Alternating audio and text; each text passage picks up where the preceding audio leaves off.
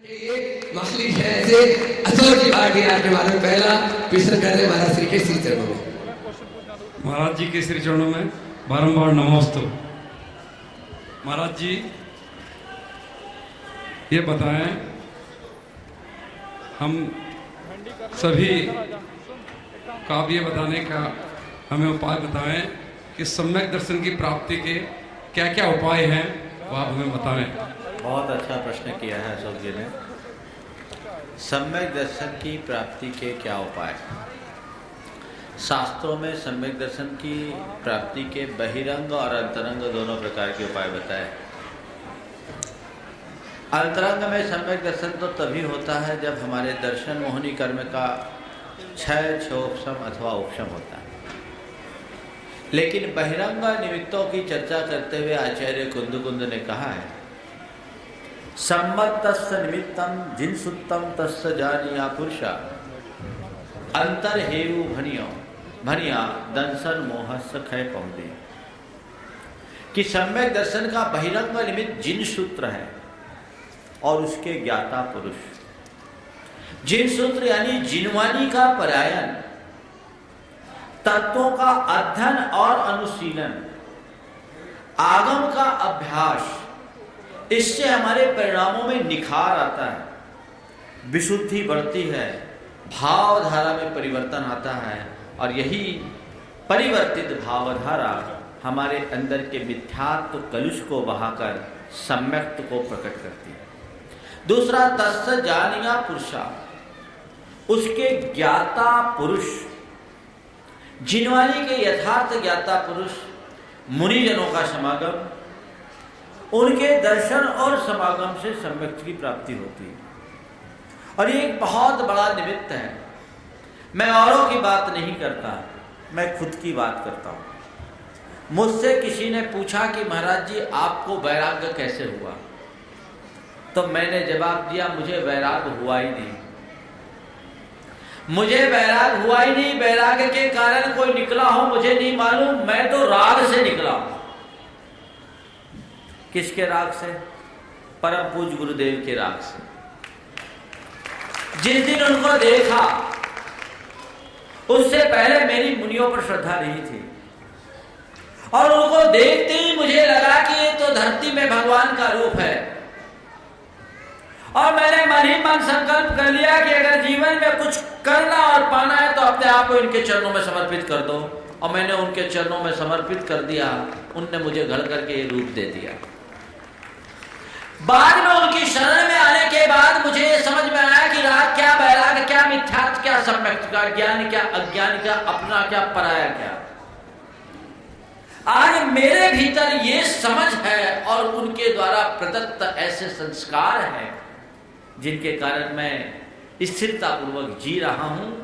तो मेरी अवधारणा तो यह है, सच्चे गुरु का सानिध्य सम्यक दर्शन का सातिशय निमित्त है। सम्यक दर्शन के 10 प्रकारों में एक मार्ग सम्यक्त की चर्चा आती है और ये मार्ग सम्यक्त विशिष्ट सम्यक्त है, तो वो हमें उससे प्राप्त होता है। और आचार्य कुंद की उक्ति इसमें चरितार्थ होती है। अन्य भी निमित्त बताए गए हैं। जाति स्मरण का निमित्त बताया गया है, जिन बिंब दर्शन का निमित्त बताया गया है, धर्म श्रवण को निमित्त बनाया गया है। लेकिन मेरे अनुभव के आधार पर आज के युग में जाति स्मरण तो हमारे हाथ में है नहीं। धर्म श्रवण जिन सूत्र के परायण में ही आता है और जिन बिंब दर्शन में भगवान की मूर्ति का दर्शन करो या मुनि मुद्रा का दर्शन करो। मुनि मुद्रा को भी आगम में जिन बिंब कहा है। वेदी में विराजमान भगवान मूक निमित्त है और चलते फिरते भगवान हमारे मुखर निमित्त है, जिनका आश्रय पाकर हम अपने सम्यक को पुष्ट कर सकते हैं। श्रीमती सुशीला देवी पाटनी, रोनक पाटनी और एक और उनका पोता है, उसके बाद शांता देवी पाटनी। नमोस्तु महाराज। आप पूछो। महाराज जी, शासन काल का प्रारंभ कब से मानना चाहिए? वर्तमान शासन कब तक चलेगा? देखिए, शासन काल के प्रारंभ की शुरुआत माने तिथि के हिसाब से पूछना चाह रही है ना, कि हमारे जिन शासन की शुरुआत कब होती है। संवत्सर का अगर हम पहला दिन माने तो तिलोपनति के अनुसार श्रावण की एकम से इसकी शुरुआत होती है। वर्तमान में वीर निर्माण संवत के हिसाब से जब हम लोग मनाते हैं तो दीपावली के दिन से वीर संवत की शुरुआत होती है। और ये जिन शासन है जो भगवान ऋषभदेव के द्वारा प्रवर्तित हुआ, पंचम काल के आखिरी समय तक चलेगा। बच्चों को हाँ नमोस्तु महाराज जी, समोशरण में क्या क्या होता है? समोशरण में क्या क्या होता है बेटे, अगर मैं बताऊंगा तो पूरा टाइम हो जाएगा। एक दिन पूरा आपको अपने साथ समोशरण लेके जाएंगे तब खूब मजा आएगा। समझ गए? समोशरण में जो कुछ होता है ना वो अपने घर में कुछ भी नहीं होता। समझ गए? साउथ में अभी इतना ही समझ, फिर बताएंगे। कल सब हम बता देंगे टाइम सेट करके। 1 घंटे केवल समोशरण की चर्चा, या तो सम का समाधान को भी ब्रेक कर दें। कल ऐसा करें, हाँ सुबह हम सेट करके फिर कल अनाउंस कर देना। अभी नहीं बोलो, हाँ आगे चलो बोलो। नमोकार मंत्र कब से प्रारंभ हुआ है? हाँ, नमोकार मंत्र कब से प्रारंभ हुआ है? जब से धरती पर धर्म है तब से नमोकार मंत्र है, क्योंकि हमारे धर्म की शुरुआत नमोकार से होती। समझ गए? सबसे पहले धर्म की बात सिखाई जाती है तो क्या सिखाई जाती है? नमोरियंतारम सिखाते हैं। बच्चा जन्म लेता है तो उसको नमोकार सुनाते हैं। तो जब से धर्म है तब से नमोकार है। धर्म कब से? अनादि से। नमोकार कब से? अनादि से। समझ गए? चल नमस्ते महाराज जी। महाराज जी, हम देखते हैं कि कई जीवों के इतने भद्र परिणाम रहते हैं, इतने शांत स्वभावी होते हैं, फिर भी उनके जीवन में दुखों का पार नहीं होता है। धर्म ध्यान में जिनका समय बीतता है फिर भी दुखी रहते हैं। और कई जीव ऐसे होते हैं जिनका 1000 पाप करके भी उनका जीवन बड़ी शान से चलता रहता है। ऐसा क्यों होता है? क्या पूर्व और पाप पुण्य के वजह से ये सब होता है? देखिए, शास्त्र के प्रश्न अक्सर उठते रहते हैं। सबसे पहली बात हमें इस अवधारणा को ठीक करना है कि धर्मी जीव दुखी दिखता है। मैं इसे मानने के लिए कतई तैयार नहीं कि धर्मी जीव दुखी हो और अधर्मी जीव सुखी हो। इसे संशोधित करो। धर्मी के जीवन में कष्ट और अधर्मी के जीवन में ठाट दिख सकता है। क्या बोल रहा हूं? धर्मी के जीवन में कष्ट और अधर्मी के जीवन में ठाट दिख सकता है, लेकिन धर्मी सुखी और धर्मी दुखी और अधर्मी सुखी ऐसा कतई नहीं हो सकता। वस्तुतः ये भ्रम तब होता है जब बाहरी ठाट को ही लोग सुख और बाहरी तकलीफों को दुख मान लेते हैं। ये तो ऊपर के साधन हैं। देखो, भूखा किसको बोलते हैं? एक आदमी वो है, ठीक है, एक आदमी वो है जिसने 2 लड्डू खा लिए, 2 थाली में है, और पड़ोसी की थाली के 2 लड्डू पर जिसकी नजर है। भूखा वो है या जिसे खाने को नहीं और खाने की इच्छा नहीं, वो है। कौन है भूखा? पहला कि दूसरा? पहला भूखा है जिसने 2 खा लिए, 2 थाली में, फिर भी बगल में नजर रहा है। दुखी वो नहीं जिसके पास साधन है।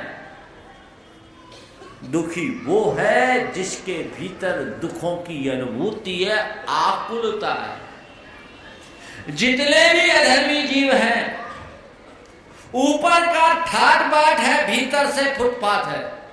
झांक कर देखना, भयंकर तनाव, अशांति, उद्वेग, ये उनको भोगना पड़ता है। और धर्मी जीव कितना भी अभावग्रस्त होगा, संतुष्ट जरूर होगा, प्रसन्न जरूर होगा। वो एक वक्त रोटी खा करके भी खुश दिख सकता है, लेकिन अधर्मी जीव 56 व्यंजन खा करके भी त्रिशातुर दिख सकता है। यही अंतर है। इसलिए धर्म करने का सीधा फल क्या है, हमें समझना चाहिए।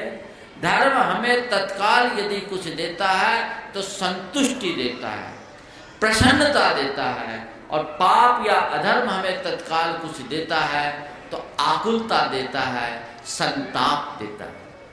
तो जहां पाप होगा वहां आकुलता और संताप होगा। और जहाँ धर्म होगा वहाँ संतुष्टि और प्रसन्नता होगी। आप देखें कि कोई भी ऐसा व्यक्ति आपको दिखता है जो घोर अधर्मी हो और संतुष्टि और प्रसन्नता के साथ जीता हो, नहीं मिलेगा। पर ऐसा एक भी सच्चा धर्मी नहीं मिलेगा जिनके पास धर्म हो और असंतुष्टि या अप्रसन्नता हो। असंतुष्टि, अप्रसन्नता और धर्म का अंधेरे और प्रकाश की तरह विरोध है। जहां अंधेरा होगा वहां प्रकाश नहीं, और जहां प्रकाश होगा वहां अंधेरा नहीं। जहां असंतुष्टि और अप्रसन्नता, आकुलता, वहां धर्म नहीं, और जहां धर्म है वहां आकुलता नहीं। समझ गए? तो धर्मी वही है जो अपने में रमे। हम अपनी अवधारणा को ठीक बनाएं, बातें ठीक हो जाए। आगे श्रीमान अनिल जी, संगीता जी सेठी और लवदी सेठी हजारीबाग, जो इस महान अनुष्ठान में दूसरे समूहरण में सनत कुमार इंद्र बनने का भी अवसर उन्होंने प्राप्त किया है। और परम पूज्य महाराज श्री के पूर्व अवस्था के बड़े भ्राता भी है अनिल, संगीता सेठी और लवदी सेठी। चले हैं। नमोस्तु महाराज जी। महाराज जी, यदि हमारे बच्चे वयस्क हो गए और उन्होंने सारी जिम्मेदारियां संभाल ली, उस स्थिति में फिर हमें क्या करना चाहिए? बहुत अच्छा पूछा। बच्चे बड़े हो गए, अपनी जिम्मेदारी संभाल ली, तो आपको अपनी भीतरी जिम्मेदारी संभालने की तैयारी कर लेना चाहिए। और क्या करना चाहिए? आत्मा की क्या जिम्मेदारी है? मनुष्य जीवन पाने के बाद हमने क्या पाया, हमें उस जिम्मेदारी को निभाने का प्रयास करना चाहिए। बाहर की जिम्मेदारी मनुष्य मरते तक निभाता है, और अपने जीवन के प्रति जो स्वयं का दायित्व है उसको आखिरी तक, सांस तक समझने की कोशिश नहीं करता। अपनी जिम्मेदारी समझिए और मनुष्य जीवन को सार्थक बनाने का रास्ता अपनाइए। तो महाराज जी, गृहस्थ जीवन में रहते हुए हम कैसे उसे गृहस्थ जीवन में रहते हुए तो बोल रहा हूँ, समझो जितना धर्म ध्यान हो सके वो हो। अपने विस्तार को रोकते हुए धीरे धीरे धीरे धीरे संसार से पार उतारने का रास्ता पकड़ो। आगे। नमस्ते महाराज जी।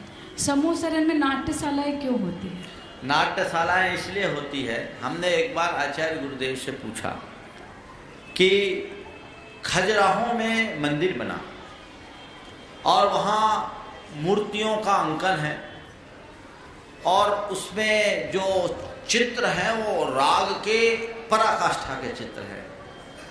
मैंने गुरुदेव से पूछा कि वीतराग भगवान के मंदिर में इतना राग रंग अंकित करने की क्या आवश्यकता है? आप जिन लोगों ने खजुराहों के मंदिर के दर्शन किए होंगे जानते होंगे किस तरह के पैनल्स उसमें बने हुए हैं।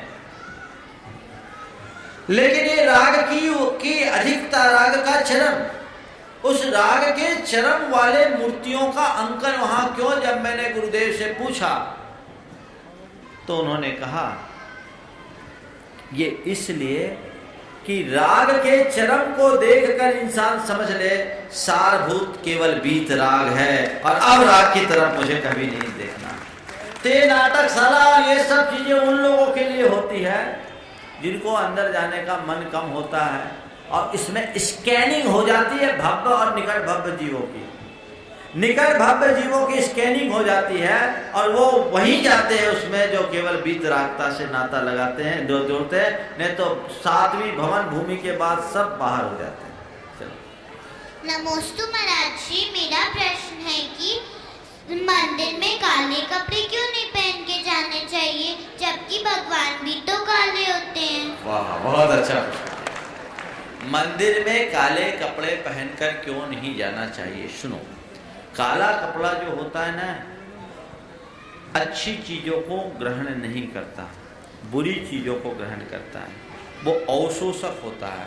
इसलिए काले कपड़े में पॉजिटिव एनर्जी पकड़ में नहीं आती, और हम मंदिर से अच्छी ऊर्जा लेके निकले, इसलिए अच्छे कपड़े पहनने चाहिए, काले कपड़े को अवॉइड करना चाहिए। ठीक है, चलो। श्रीमान पदमचंद जी चुना वाले कोटा, जो द्वितीय समूहरण के चक्रवर्ती बनने का अवसर प्राप्त किए हैं, पदमचंद जी चुना वाले कोटा, और उसी समूहरण में कुबेर बनने का सौभाग्य है उनके बेटे लविट जैन चूना वाले, वे भी चले आएंगे।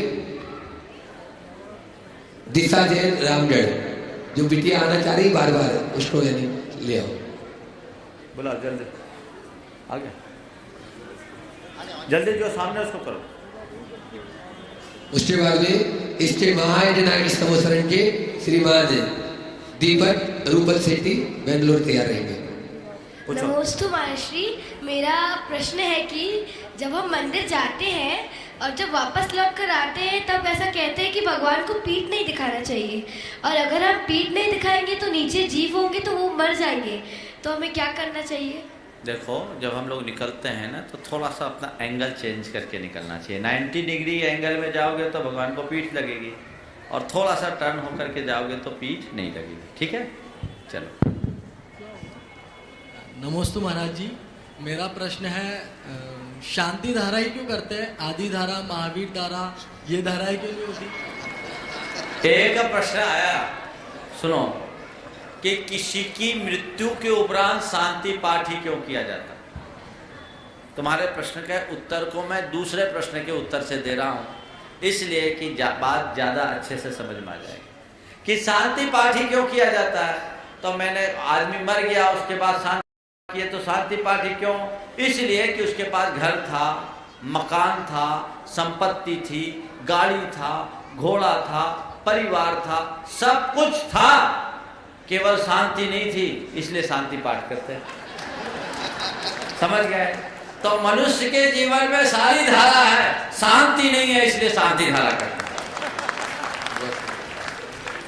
अशोक जी पांडा जो सौदर मित्र समोसरण के आ जाएंगे, उसके बाद में नमस्ते महाराज जी। पद्मनी चुनाव वाले चक्रवर्ती जो बने हो गया।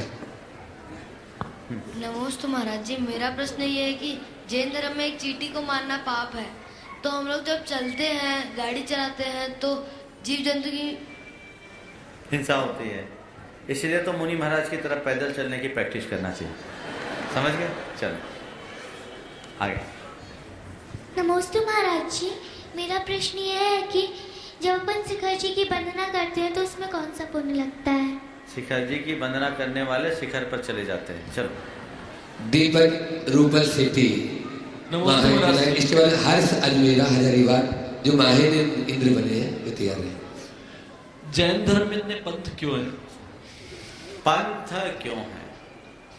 देखिए, पंथ तो हर परंपराएं में उत्पन्न होते रहते हैं।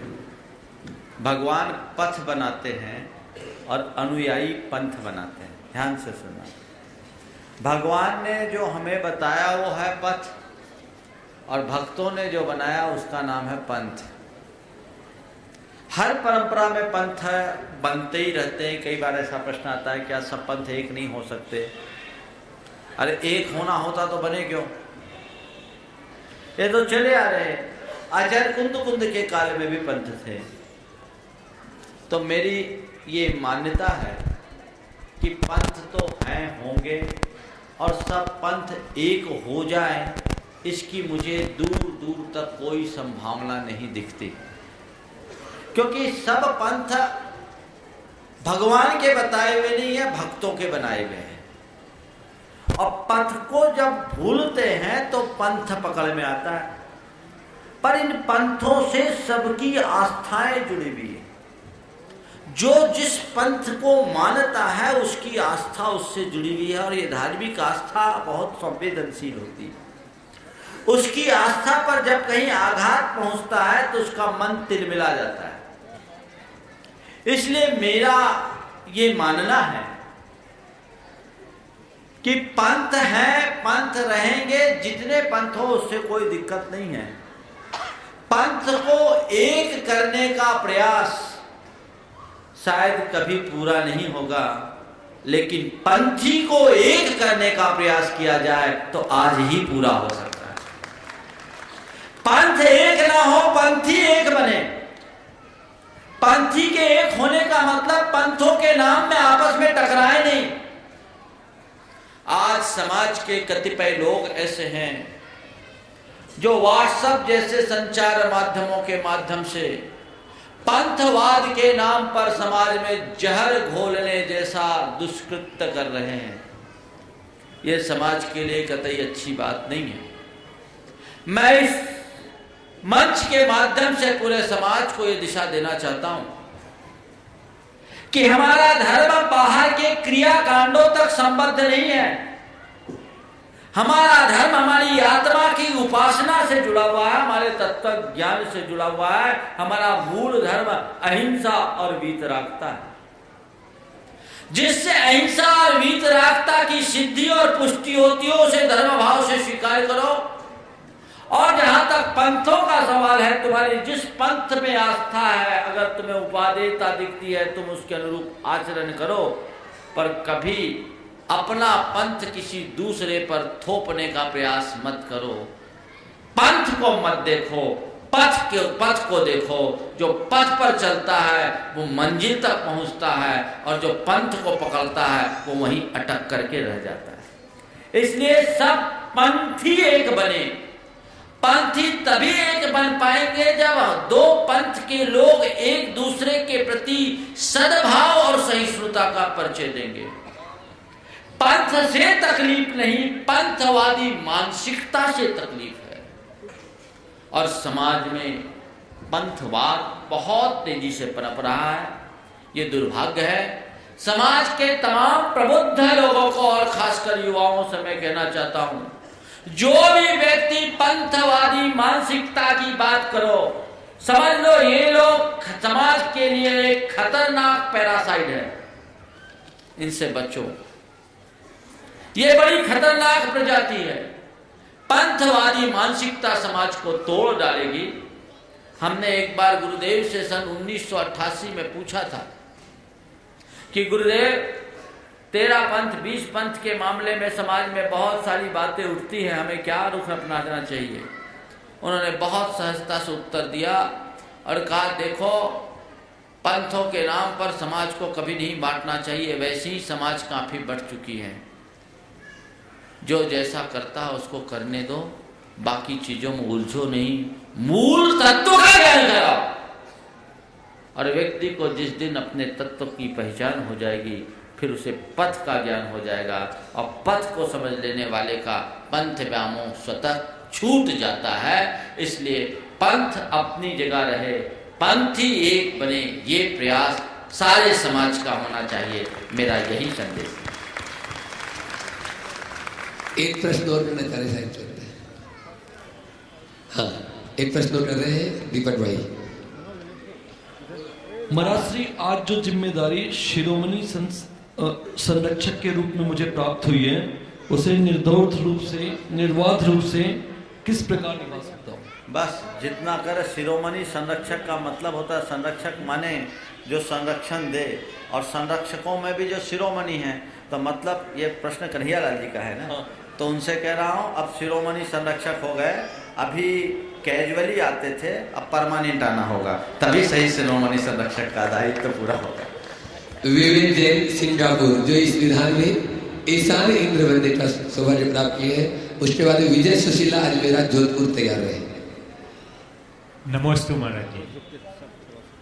महाराज जी, आज के युवा वर्ग का एक क्वेश्चन है कि अगर संपन्नता ही सब कुछ है, तो वेस्टर्न कंट्रीज में महाराज जी संपन्न लोग ही हैं, सब तरह से संपन्नता है। और एक अगर सामान्य परिवार में जन्म लेने वाला व्यक्ति है, मान लो जैन परिवार में भारत में, तो किसने ज़्यादा पुण्य किए हैं, उस वाले ने या इसने? मैं आपसे एक दूसरा सवाल करता हूँ। आप किस आदमी को अच्छा समझेंगे? जो आदमी खूब संपन्न हूँ और रात दिन खिन्न रहता हूँ, और उसकी जगह दूसरा व्यक्ति जो अपेक्षाकृत कम संपन्न हो और दिन भर प्रसन्न हो, कौन ज़्यादा भाग्यशाली है? खिन्न रहने वाला या प्रसन्न रहने वाला? बस भारत और पश्चिम की संस्कृति में यही अंतर है। पश्चिम के लोग संपन्नता की ओर भागते हैं, और भारत के लोग प्रसन्नता को अपने जीवन का आदर्श मानते हैं। समझ गए? तो भगवान से यही प्रार्थना करो, भगवान मुझे प्रसन्नता का आशीर्वाद दो, मैं प्रसन्न होकर के जीऊं। क्योंकि हमको पता है कि राजा मिडास की तरह हम कितना भी सोना, जिसे छुए वो सोना मिल जाए, लेकिन वो सोना ही हमारा जीवन हराम कर देगा। इसलिए हमारा लक्ष्य संपन्नता नहीं, प्रसन्नता। महाराज जी, एक छोटा क्वेश्चन, एक और। चलो। अभी कल वंदना करने गया था महाराज जी, तो बोलते हैं कि तीर्थंकर भगवान को जब मोक्ष होता है तो उनका शरीर कपूर की तरह उड़ जाता है, लेकिन जो इतने कोड़ा कोड़ी मुनि वहां से मोक्ष गए, क्या उनका शरीर भी उड़ता है या कोई जाकर उनकी फिर अंतिम क्रियाएं करता है? देखिए, तीर्थंकरों के या निर्वाणोपरांत मुक्त आत्माओं के शरीर के विषय में आगम में 3 प्रकार का वर्णन मुख्य रूप से मिलता है। एक वर्णन तो जो हम लोग सुनते हैं, जो प्रतिष्ठाओं में देखते हैं, जो प्रवचन सार की टीका में आया है, हालांकि अर्वाचीन है अपेक्षाकृत, कि उनके नख केश को छोड़कर उनका संपूर्ण शरीर कपूर की तरह उड़ जाता है और अग्नि कुमार देव उनके नख केश का अंतिम संस्कार करते हैं। लेकिन सबसे प्राचीन उल्लेख इसका जो मिलता है वर्तमान साहित्य में, वो आचार्य पूज्यपाद कृत भक्ति में और उसके बाद आचार्य जिनसेन कृत आदि पुराण में। आचार्य पूज्यपाद और आदि पुराण के कर्ता आचार्य जिनसेन और उत्तर पुराण के कर्ता आचार्य गुणभद्र के कथनानुसार भगवान के निर्वाणोपरांत उनका मूल शरीर ज्यों का त्यों बना रहता है, जैसे हम सामान्य प्राणियों का होता है, और अग्नि कुमार देव उसका अंतिम संस्कार करते हैं। ये आचार्य पूज्यपाद के कथन का सार है। अग्निंद्राजिन देहम ऐसे करके एक श्लोक आता है, आदि पुराण में भी ऐसा ही वर्णन है। तीसरा कथन हरिवंश पुराण का है, जिसमें ऐसा आता है, क्या हो रहा है?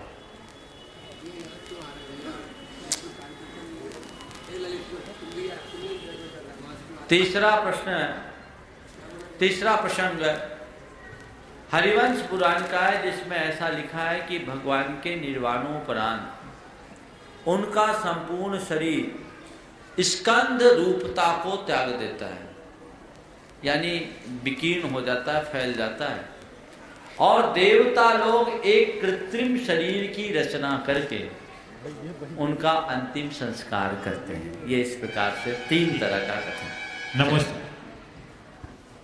चलिए, इसके बाद में विजय सुशील अजमेरा जोधपुर और तैयार रहेंगे हर्ष अजमेरा हरिवारी बिहार। तो नमस्ते महाराज जी, मेरा प्रश्न है कि आज तक ज़्यादातर श्रावक अपने कर्तव्य का पालन नहीं कर रहे हैं और मुनि महाराज भी अपने कर्तव्य का पालन नहीं कर रहे हैं, क्या कारण है? पंचम काल की बलिहारी, समझ गए? काल का दोष है, लोग अपने लक्ष्य से विमुख हो रहे हैं। ठीक है, काल का भी दोष होता है, द्रव्यच्छेद काल भाव का प्रभाव पड़ता है। एक कहानी सुनाता हूँ आज पंचतंत्र की, सुना दो। काल का क्या प्रभाव होता है, पंचतंत्र की कहानी है। कहानी काल्पनिक है, लेकिन इसका तथ्य सत्य है। पंचतंत्र आप लोगों ने पढ़ा होगा, उसकी कहानी आज बहुत दिन बाद याद आई। एक नगर में भयंकर अकाल पड़ा, आकाश से अंगार बरसने लगे। राजा को चिंता हुई कि इस दुष्काल से परिमुक्ति का उपाय क्या है। जो बताएगा उसे मैं 1000 स्वर्ण मुद्राएं दूंगा। इस वर्ष अकाल हुआ, अगले वर्ष कैसा होगा ये जो बताएगा उसे मैं 1000 स्वर्ण मुद्राएं दूंगा। उस राज्य में एक ब्राह्मण भिक्षुक रहता था। इस अकालग्रस्त स्थिति में उसकी स्थिति बहुत गंभीर हो चुकी थी और वो आत्महत्या करने के विचार से आगे बढ़ा। तभी उसे मालूम पड़ा कि उसके घर से 3 मील आगे एक वट वृक्ष के कोटर में एक जातवंत सर्प रहता है, जो सब बातों को बता देता है। उसने सोचा चलो उस सांप से मिला जाए, और यदि वो मुझे भविष्य बता देगा तो मुझे 1000 स्वर्ण मुद्राएं मिल जाएगी। डर था कहीं सांप ना डस ले, तो सोचा ऐसे ही मर रहा हूं, आत्महत्या कर रहा हूं, एक चांस ले ले, अगर सांप का हृदय पसीज जाए तो 1000 स्वर्ण मुद्रा, नहीं तो फिर सांप की शरण। वो सांप के पास गया, पहले सांप ने अपने तलख तेवर दिखाए तो उसने कहा ठीक है आप अपना ग्रास बना लो, सोच रहा हूं मरते मरते कुछ पुण्य करके जाऊं। फिर सांप ने कहा तुम्हारी सरलता से मैं मुग्ध हूं, ठीक है एक काम करो, मैं तुम्हें उपाय बताता हूं, पर एक शर्त है, 1000 स्वर्ण मुद्रा में 500 तुझे मुझे देना होगा, आधा आधा। बोले ठीक है आधा दूंगा। उसने राजा को बताया कि राजन व्यवस्था कर लीजिए, इस बार अंगार वर्षे हैं, आने वाले दिनों में बाढ़ आएगी। देखा वैसी विप्लवात्मक स्थिति बनी, उसकी भविष्यवाणी सत्य घोषित सिद्ध होने के कारण राजा ने उसे 1000 स्वर्ण मुद्रा दे दी।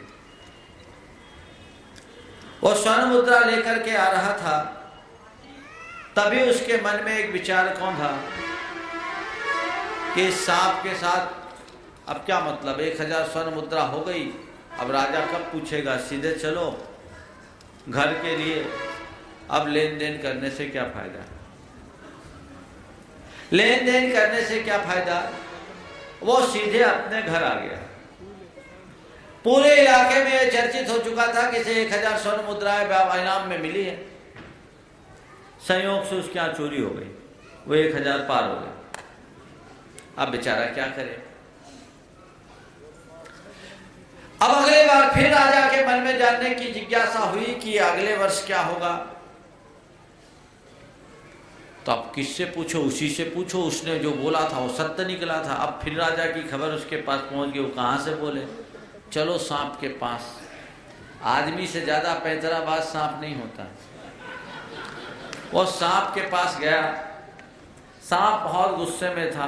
बोले तुम धोखेबाज से मैं बात नहीं करूंगा। बोले माफ करो, मैंने सोचा था कि आज आई है, 1-2 दिन बाद आपके पास 500 आपके दे दूंगा, चोरी हो गई, अब हम क्या करें। अब आपकी बार बताओ, आपकी बार बताओ तो फिर ठीक हो जाएगा। बोले ठीक है जाओ तुम राजा से बोलो, इस बार भयानक दुष्काल होगा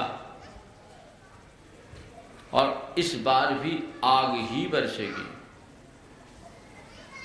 पर ध्यान रखना इस बार मुझे आधा देने से मत बचना। गया राजा ने उसकी भविष्यवाणी को सत्य दिखता होता देखकर 1000 स्वर्ण मुद्राएं दी। पूरे धरती पर अंगार बरस रहे थे और जब स्वर्ण मुद्राएं लेकर आ रहा था तो उसने सोचा इस सांप का पिंड छुड़ाया जाए। सांप है क्या करेंगे, 1000 में 500 उसको दे देंगे, हमारे पास बचेगा क्या। रास्ते में गया और सांप उसकी प्रतीक्षा में था। उसने एक बड़ा पत्थर उठाकर सांप पर दे मारा, सांप बिल में घुस गया। सांप बिल में घुस गया और वो आगे भागा। रास्ते में डाकुओं ने उसे लूट लिया, अब कुछ नहीं बचा। अब अगली साल फिर क्या होगा, राजा के मन में जिज्ञासा हुई तो उससे पूछा कि तुम पूछो उसी से क्या होगा। तो फिर राजा ने जब पूछवाया तो किससे पूछो, उसी से पूछे। फिर गया उसके पास। अब की बार तो सांप एकदम तमतमाया हुआ था। बोले हम तो तुमको जान मार के ही छोड़ेंगे। बोले मार लो, लेकिन हम क्या करें, तो मेरा भाग्य कि मेरे ऊपर कलंक लगने से बच गया। बोले क्या हुआ। बोले मेरे पीछे लुटेरे लगे थे, कह रहे थे सांप को मारो नहीं तो हम तुमको मार डालेंगे। अच्छा हुआ आप बिल में घुस गए सो आप बच गए, लेकिन क्या करें उनने तो सब धन भी हर लिया, मेरे पास कुछ नहीं होता तो मैं देता। बोला ठीक, जाओ इस बार चूक नहीं करना। बोले नहीं करेंगे। बोले जाओ इस बार कहो कि प्रकृति बहुत प्रफुल्लित होगी, पूरी धरती हरी भरी हो जाएगी और बम्पर फसल होगी। राजा ने सुना, उसे बहुत खुशी हुई। संयोग ऐसा हुआ कि पूरी प्रकृति प्रफुल्लित हुई और इस बार रिकॉर्ड फसल आई। और इसे देखकर राजा ने उसे 1000 स्वर्ण मुद्रा की जगह 2000 मुद्राएं दी। अब वो उसे लेकर आया और लेकर आते समय रास्ते में उस भिखारी के मन में एक भाव आया कि धिक्कार हो इस पैसे का, पैसे के लिए। मैं भिक्षुक भिक्षावृत्ति से सारी जिंदगी चलाया, लेकिन इस पैसे के लोभ में मैं कितना कृतघ्न और नीच बन गया। उस उपकारी सांप से झूठ बोला, उसे मारने का भाव कर लिया। क्या करूंगा इन पैसे का, और उसके बाद भी पैसा मेरे पास टिका नहीं। अब मुझे इन पैसों की ज़रूरत नहीं, आधे के नहीं, मैं पूरे उसे लौटा देता हूँ। और गया, सांप को सारी घटना सच सच बताकर बोला कि ये 2000 पूरे ले लो, मुझे नहीं चाहिए, मैं भिक्षावृत्ति करके ही संतोष करूँगा, और मैंने तुम्हारे साथ जो गलत व्यवहार किया उसके लिए मुझे क्षमा करना। तो सांप ने जो कहा वो आपके उत्तर में मैं कहना चाहता हूँ। बोला, भिक्षुक मुझे रुपयों की ज़रूरत नहीं है, रुपये तो तुम ले जाओ, इसमें दोष तुम्हारा नहीं, दोष काल का है। दोष तुम्हारा नहीं, दोष काल का है। जब बाढ़ आई तो तुमने मुझसे झूठ बोला, और जब आग बरसे तब तुम्हारे मन में मुझे मार डालने की बुद्धि हुई, और अब जब सुकाल आया तो तुम्हारी सद्बुद्धि हुई। चलिए, सतीश जी नजा ललितपुर और पंकज जी पारसिक ललितपुर तैयार है, और विनोद जी टाला कोलकाता, वे भी अपना प्रश्न। नमोस्तु महाराज जी।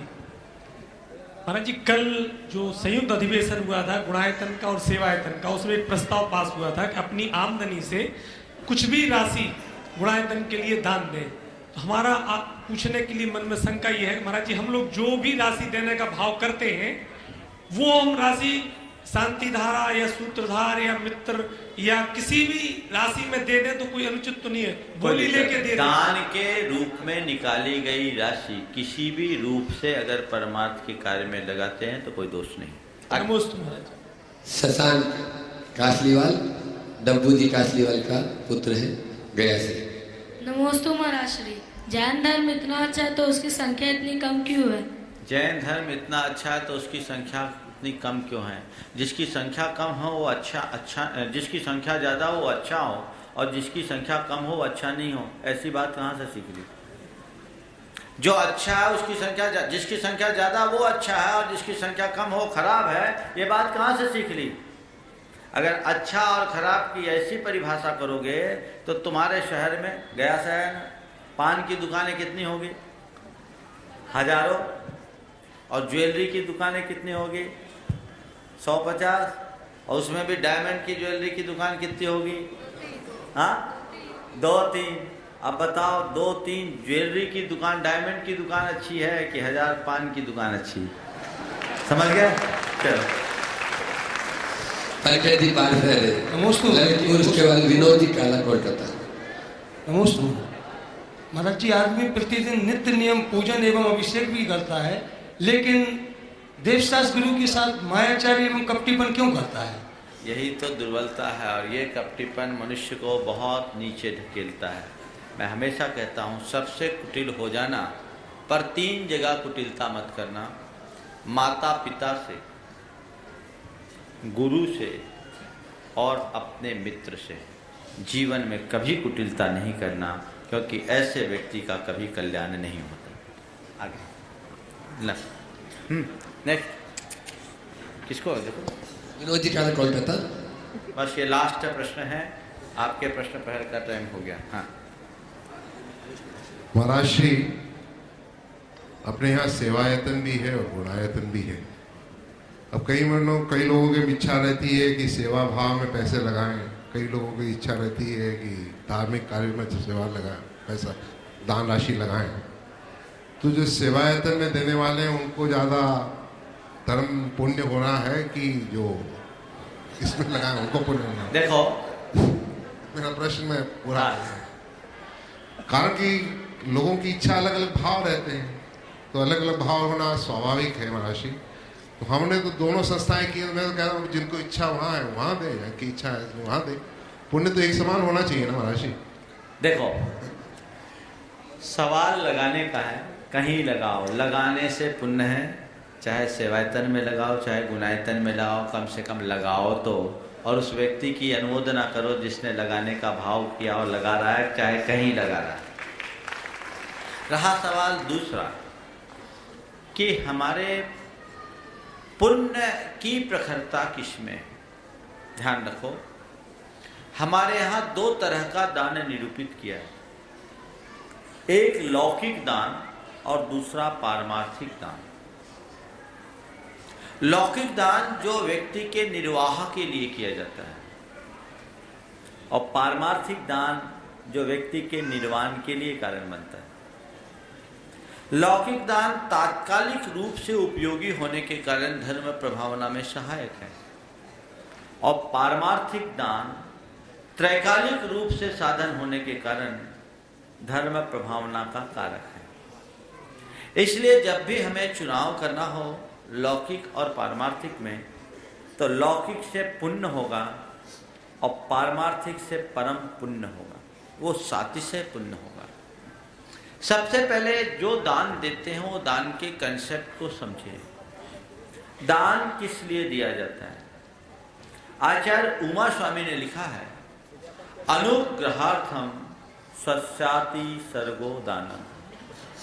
स्व पर के अनुग्रह या उपकार के लिए अपने धन के परित्याग का नाम दान है। किसके लिए? स्व पर के उपकार के लिए। और आपके द्रव्य से जितना बड़ा उपकार होगा, आपके द्वारा किया जाने वाला दान उतना ही बड़ा होगा। अब मैं आपसे पूछता हूं, एक भूखे व्यक्ति को भोजन करा देना उसके ऊपर उपकार है एक दिन की भूख मिटाने जितना। एक आश्रयहीन परिवार को वसा देना आपके द्वारा किया गया उपकार है एक परिवार को बचाने जितना। एक मरणासन्न व्यक्ति की जान बचा देना आपके द्वारा किया गया उपकार है उसके शेष जीवन को बचाने जितना। लेकिन आपके किसी कार्य के निमित्त से किसी व्यक्ति को सम्यक दर्शन हो जाए तो आपने उसका भाव का दुख दूर कर दिया। कितना बड़ा उपकार है, समझ गए? तो ये हमारे तीर्थ, ये हमारे मंदिर, ये हमारे मूर्ति, ये धर्म प्रभावना के स्थायी कार्य है। इनमें जो पैसा लगता है इससे दो लाभ हैं, धर्म प्रभावना और संस्कृति की रक्षा। हमारी सांस्कृतिक पहचान इनके ही माध्यम से बनती है। आज हजारों वर्ष पहले जो धर्मायतन बनाए गए, आज हम जाते हैं वहां दर्शन करते, वंदना करते हैं तो हमारा मन प्रस्फुटित हो जाता है और हमें मोक्ष मार्ग में आगे बढ़ने की भावना जगती है। परंपराएं पीढ़ियां आगे आ जाए हम लोगों के बीच, जो जैन धर्म की परिपाटियां है, इसके पीछे जिनालय है ना, वर्षों से मंदिर जाने के संस्कार हमारे अंदर आए। कैसे? इसलिए कि मंदिर बनते रहे तब ना।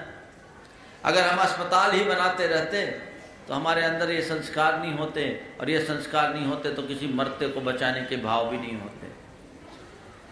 हम केवल लोक कल्याण की बात सोचे होते और ऐसे धर्मायतनों की का निर्माण या उनका संरक्षण नहीं किया होता तो केवल लौकिक ही बने रहते, आत्मार्थी नहीं बन पाते। इसलिए कृपा है उन सारे पूर्वजों की, धार्मिक जनों की, जिनने अपनी गाढ़ी कमाई का एक बड़ा हिस्सा परमार्थ के कार्यों में नियोजित करके हम सबके परमार्थ के मार्ग को अक्षुण्ण बनाए रखा और आगे भी प्रशस्त रखा है। इसलिए जब उपयोगिता की बात आएगी तो पारमार्थिक दान को विशेष रूप से समझना। लौकिक दान न करे, नहीं। दान में एक बात ध्यान रखना, कौन श्रेष्ठ है ये देखकर दान मत करो, इस समय क्या जरूरी है ये देखकर दान करो। क्या बोला? कौन श्रेष्ठ है ये देखकर दान मत करो, इस वक्त क्या जरूरी है ये देखकर दान करो। मैं हमेशा उदाहरण देता हूं, शायद 2-1 बार पहले दे दिया हूं, पर आज विनोद जी ने पूछा है तो उनके निमित्त से फिर ये उदाहरण दोहराता हूं। आप लोगों ने सुना होगा और जिन लोगों ने नहीं सुना वो आज फिर सुन लेना, जिनने पूरा पहले सुन लिया एक बार फिर हंस लेना। कि 2 तरह के काम होते हैं, एक इम्पोर्टेंट और एक अर्जेंट। याद आ गया? आ गया? समझ में आ गया? हाँ, सब समझ में। ऐसी बातें ज्यादा याद आती, लेकिन अच्छी बात फिर सुनना चाहिए। सुना दो। इम्पोर्टेंट और अर्जेंट। कई बार ऐसा होता है कि हमारे कई इंपॉर्टेंट काम होते हैं और उस समय कोई अर्जेंसी आ जाए तो आप क्या करते हैं? कितना भी इंपॉर्टेंट काम हो उसको गौन करके जो अर्जेंट होता है उसको क्या उसको पहले प्रमुखता देते हैं कि नहीं देते? मान लीजिए आपकी प्राइम मिनिस्टर ऑफ इंडिया से मीटिंग फिक्स हो और शाम को 6:40 पर आपका टाइम फिक्स है और आप उसके चेंबर में जाने की, ऑफिस में जाने की स्थिति में ही हैं और 2 मिनट पहले आपको जोर से शौच की बाधा हो गई, तो क्या करोगे? इंपॉर्टेंट मीटिंग को देखकर अपने कपड़े बिगाड़ोगे?